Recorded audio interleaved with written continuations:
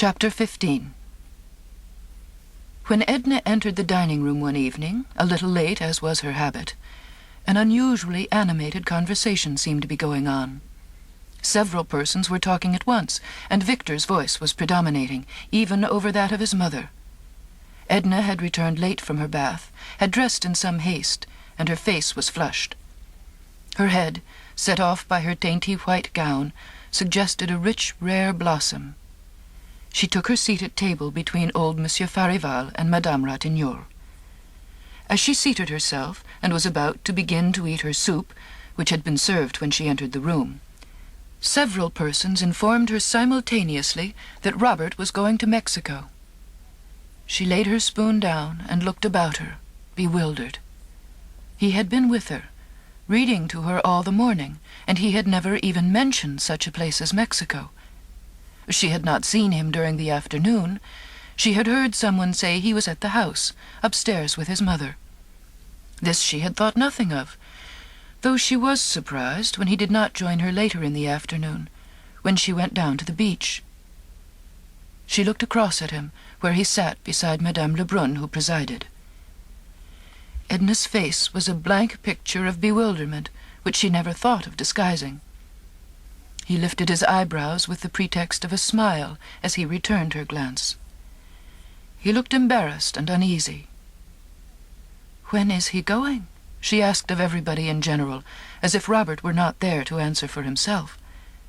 "Tonight, this very evening." "Did you ever?" "What possesses him?" were some of the replies she gathered, uttered simultaneously in French and English. "Impossible!" she exclaimed. "How can a person start off from Grand Isle to Mexico at a moment's notice, as if he were going over to Klein's or to the wharf or down to the beach?" "I said all along I was going to Mexico.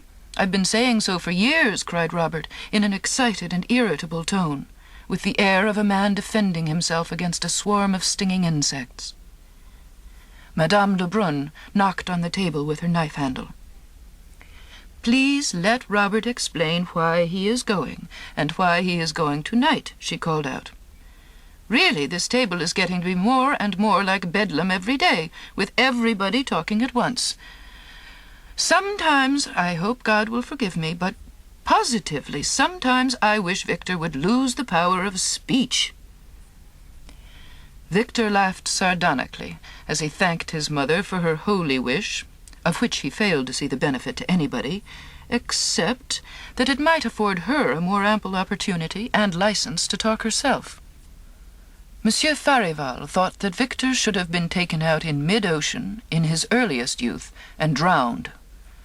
Victor thought there would be more logic in thus disposing of old people, with an established claim for making themselves universally obnoxious.